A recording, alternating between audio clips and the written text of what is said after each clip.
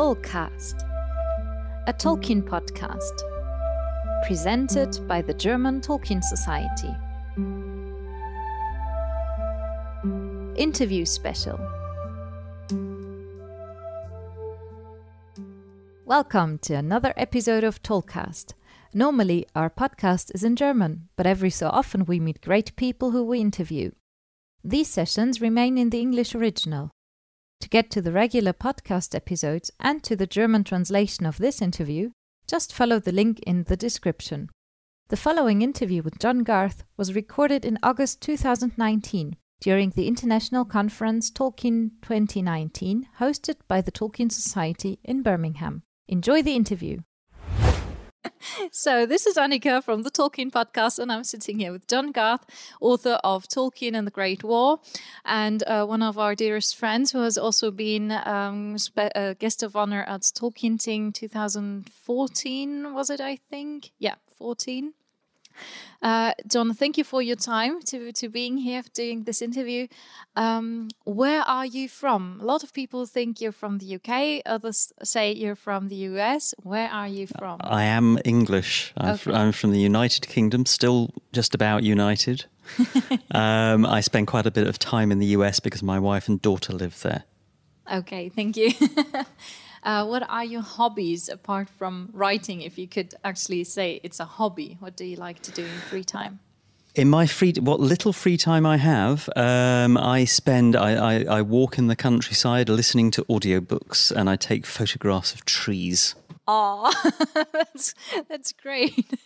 It sounds like something that Tolkien would approve of or would have liked to do in his own time if he would go on photographing, but looking at trees, I think that's quite Tolkienian. It's a lovely way of digesting books as well, because you know if you don't have the time to sit and wallow in long novels, I mean I used to, but not anymore.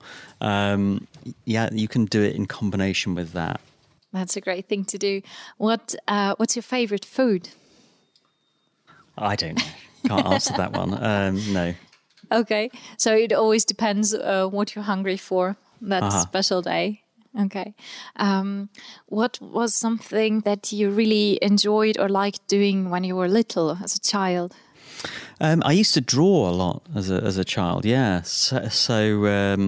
I've got some lovely school projects about the moon landings and so on, where I've done incredibly detailed watercolors of NASA astronaut costumes and rockets and so on and so forth. And That is really cool. Did you want to become an astronaut when you were little? Was that connected? I remember there was a time when I wanted to be the first man on Mars, and I think it's still, the job's open. Yeah.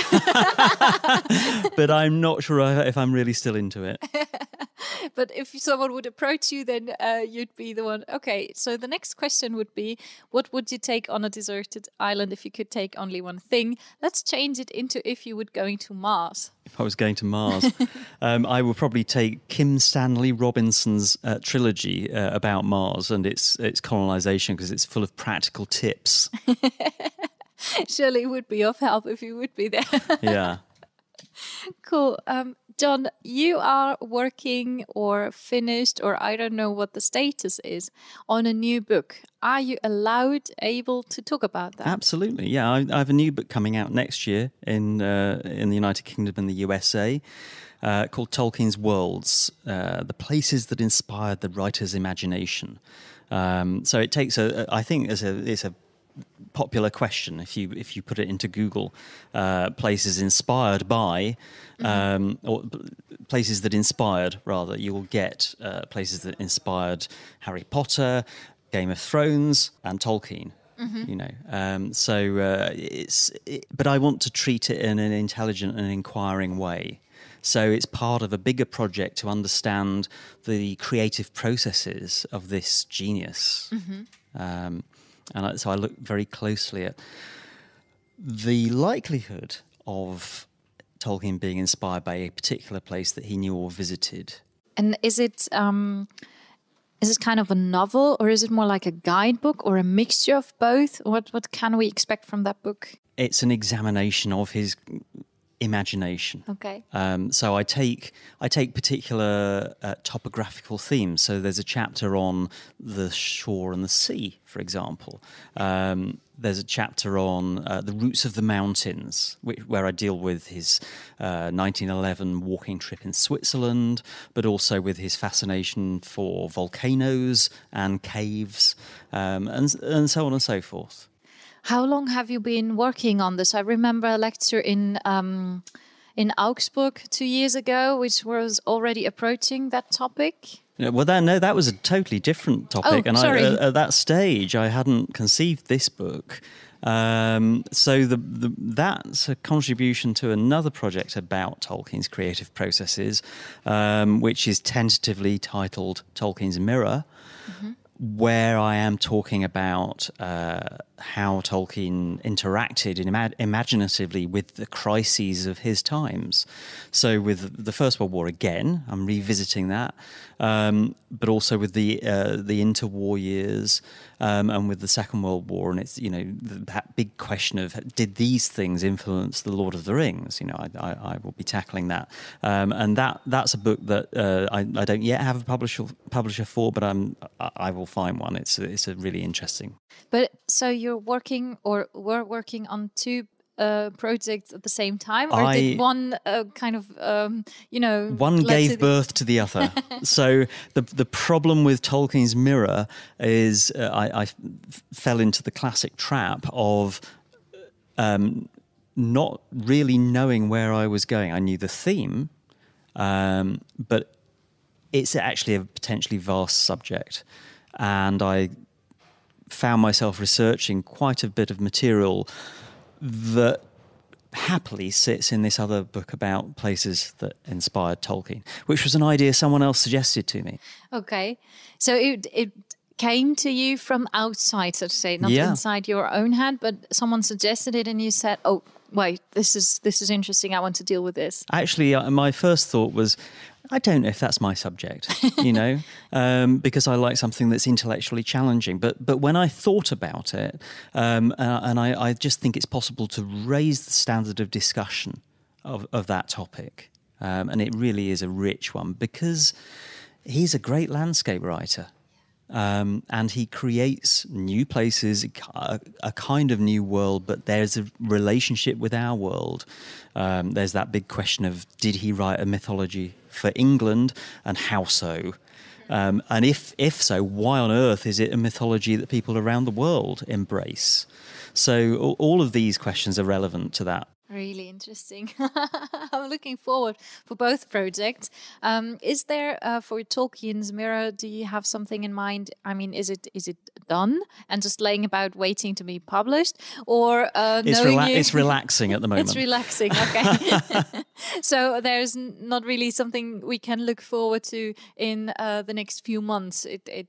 You're still working on it. I'm certainly, yes. At the moment, other things have had to take priority, and I think it will benefit from having taken a break to write this other book, which was a fairly short period of work on that. I think it took me 8 months, when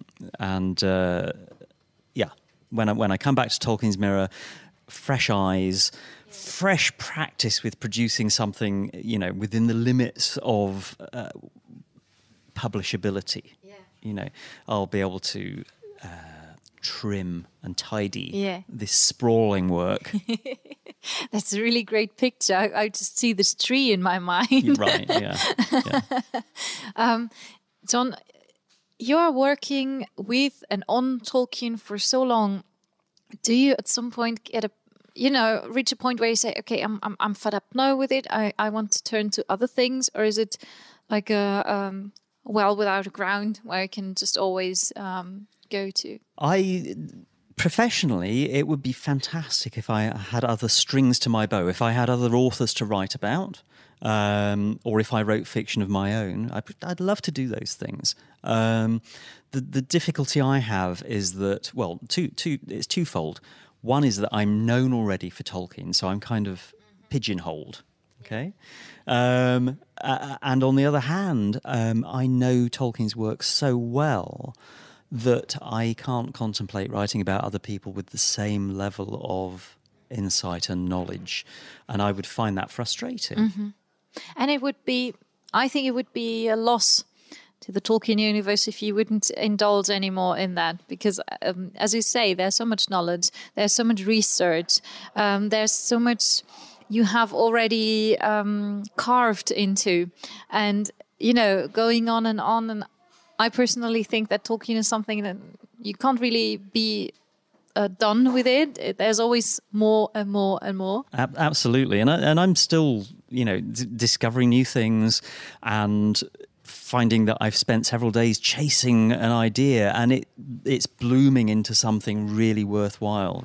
So one of the great pleasures of moving forward is that I'm now writing about things that are not necessarily tragic. And horror filled, like the First World War. So I can now come to a conference like this and give a talk and make people laugh rather than cry. Yes, I will never forget how you made me cry. Right. In the best of senses. But then I realized, okay, you're at the end of your lecture now and I have to get up and say something to all these people. But I was so moved and standing there, how the heck am I going to do this? But I think that's a compliment in all best senses. I understand. I mean, writing Tolkien in the Great War was a really moving experience, and I shed quite a few tears in the process. I can imagine. When I was working on my master thesis on that topic, it was quite the same. I had to really get out of that for a few hours or for a few days, really set my mind on something else, because otherwise it's just so frustrating and so sad. Did you have that while writing Tolkien the Great War too? I didn't have time to take breaks. Okay. So I just reminded myself that I'm not standing in the trenches suffering these things. Yeah. I'm just writing a book. Did you also have awkward dreams about that? Really horror dreams? No, I didn't. No, the one thing that it really affected was my sense of what era I was living in. So I remember I wrote on a check. The date 1916 once, That happened to me, I think, a few times. It wasn't that bad because it was always at university, but nobody really cared. But on the check, of course. Yeah, and I still do this. I still do it. I go to say 2018 and I say 1918, Well, speaking of 1916, maybe that's now a good transfer. The Tolkien Biopic. We have watched it, I think, 2 or 3 times, a really critical eye. Maybe a very general question, what's your impression of it? Can you even look at it as a movie, or do you always look with the eye of the author and the historian? That's exactly what I do. So I have big problems assessing whether it's a good movie or not as a movie. I find that I've only seen it once, so... But rather like with the Lord of the Rings movies, if you can picture an electrocardiograph, a heart chart of my reactions during these films, it's got almost nothing to do with the drama peaking or the quiet places in the movies. It's all to do with, oh, hang on, it didn't happen like that, or they've got that bit right, or that kind of thing. So yeah, I'm not. I couldn't write a good review of whether you should go and see this film or not. I can see that it's made with passion, it's made with craft, and it's quite beautiful and it's well acted. As a historian, I wish that it was closer to the facts, and I think that if I could make my dream Tolkien biopic. I would be selecting from the facts and telling them in the right order. And I think it would be possible to make a great film that way, or a great TV drama. Whether that will ever happen, I don't know. What did you think of the depiction of the TCBS? I was quite moved by those scenes, bearing in mind the real TCBS. I mean, they are depicted quite differently in their character. But I think what the film really shows is that special bond that they shared, that they were really special to each other. What I found quite sad or a bit disappointing is that they didn't show that they were really connected to each other in the war. Like they were sending letters to each other. That was completely taken aback. But what was your impression on those 4 personalities of the TCBS? Honestly, I didn't recognise them.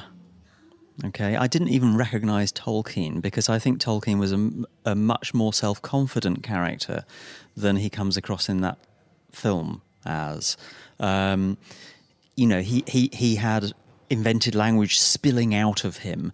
In the film, he's having to have these ideas teased out of him by Edith, which I think is probably quite an unlikely scenario. And he suffers writer's block because of his trench experiences, which is the reverse of what happened. It actually opened him up creatively. And then as to, yes, his friends in the TCBS, G.B. Smith, in reality, is a very sharp, funny character, very impatient and forthright in what he says, very open in his views. And in the film, he's, a passionate aesthete and artistic character, much more like Robert Quilter Gilson, another member of the TCBS. And I feel that, in terms of whether the film works or not as a film, that probably doesn't matter. And I can see that to the filmmakers, that probably doesn't matter. But to someone who's spent a lot of time in the company of these young men and tried to bring their voices, to try to allow them to speak from beyond the grave, which is what I do in my book, I feel an emotional tie to them and a duty to them, and I wish that that had somehow been, something that the filmmakers could do too. I was quite surprised by the depiction of Tolkien in the trenches, kind of deserting his unit and going about searching for Smith. I mean, for me, that was, as a historian and someone who has, delved very deeply into Tolkien's experiences in that time, he would never have done that with his personality, with his responsibilities. I mean, he was an officer. He was responsible for people. He wouldn't just go about and wander about. And of course, this is based on the idea that he came down with his trench fever while he was in the trenches, when in fact it was just after he had finished in the trenches in October 1916. So all he was actually doing was going on parade and being inspected by generals and field marshals at that time. So yes, of course, that's very unlikely. I have seen the director suggest that we're allowed to think that this might be partly a fever dream. Yeah. That's a nice get out clause. Yes, it really is. I thought, okay, he's so feverish, he's not in his senses, and he's probably in his mind wandering about and looking for his friend. Well, the ode to that maybe is that they actually were able to see each other a few times, G.B. Smith and Tolkien, which was great because their companies weren't that far away from each other. Right, yeah. So I think maybe it owes something to that. But the way they did it was... Yeah. So that in the reality of what they did, of these two old friends meeting near the battlefield and talking about what had happened... it's one of those situations where I would just love to have been a fly on the wall. Yes. You know? Because when the irony, when you write a biography and you're trying to stick to absolutely to the facts, the material you tend to be working from, certainly for something of this era, is letters. So it's when people are apart. So the missing material is when they're together. Right? Unless they say, "Do you remember this?" You're not going to know what they said to each other. It's like filling up the gaps, or trying to, between the letters. Yeah. What I found really nice, or what touched me in the biopic, was the letter from G.B. Smith. Well, that's impossible not to be touched by. Yes, yeah, and it really comes too late, or it's the placement in the movie is wrong. It was after Gilson's death in July, but still that they included that letter also in the original wording. I was really touched by that. That I found really, really nicely. And it was part of the Tolkien exhibition last year in Oxford, and I stood in front of that letter and I just cried. It was so touching to see it in real life. You're going to set me off in a minute. Okay, let's change the subject. If you mentioned before that you're not involved in the Amazon series, so I can ask you, what do you, as a private individual, expect from this series? What are your hopes or fears, or what do you think about this? I expect probably to have that same heart chart that I have with Lord of the Rings, but of course, you know, the what Tolkien wrote about the Second Age, which is when this is, I believe, going to be set, is vastly less detailed than Lord of the Rings. So there's a much more open canvas for them to work with. So it will be interesting to see if they stick to what I personally think is the spirit of the subject. And I do have this. I wonder how they're going to get over the conundrum of adaptation rights. Because I know that they're allowed to use material from Lord of the Rings, but I wonder if they're going to be allowed to use material from Unfinished Tales, where there's a lot of material on Numenor, or from the Akallabeth in the Silmarillion, which is the real Numenor story. If they can't use that, do they have to deliberately veer away from what Tolkien wrote in order not to be using it? Which would be a shame, I think. Yeah, well, there is a lot of space for imagination. That's one thing I think we can all be sure of, and we can, I think, also be sure of them using those spaces, those imaginational gaps, because otherwise there wouldn't really be something up there. What we know is that the First Age is a no-go. They don't have the rights on that. And the Third Age, Lord of the Rings and The Hobbit, the rights are with someone else. So they're not with the estate. They're with the Middle-earth Enterprise. Yeah. So okay. I'm not sure if they were in touch with them. So it basically stays the Second Age. It's the only thing that's left. The music is fitting. Quite dramatic. So the Second Age is what we're left with. Right. And as you say, there's not really much there. So I will see Sauron on the beach. Yeah. What do you think of the idea of the title Lord of the Rings maybe being actually about Sauron? He is the Lord of yes, of course, the Rings that makes sense. That he's got to be the thread, even if he's largely in the background. But you know, he does come pretty much center stage in the Second Age, and that could be really interesting to see. And in terms of my writing, you know, in this project about Tolkien's work as a reaction to what was going on in his times, I write about the story of Numenor and how it reflects what was going on in the 1930s. So that's really it would be a great opportunity for me to share some of that on a big platform, I hope, with people paying attention to the Amazon series. I think that will be the case because people will be more interested in Tolkien after that, I think. I also think one of the good things about the biopic is that people actually thought and talked about Tolkien and his life and his experiences. And I think if people have known that he served in the Great War or that impacted him in whatever way, I think they know now. All right. At the latest. Yes. So this is a good. I mean, to go back to that other conversation, this is a very good point that I probably overlook rather because I'm so immersed in the situation. That just the basic fact of, you know, he was a part of a group of friends. He was in love. He was in this awful war, and he wrote afterwards, and it reflected the war. Then these are all good, positive messages, you know. And I've got to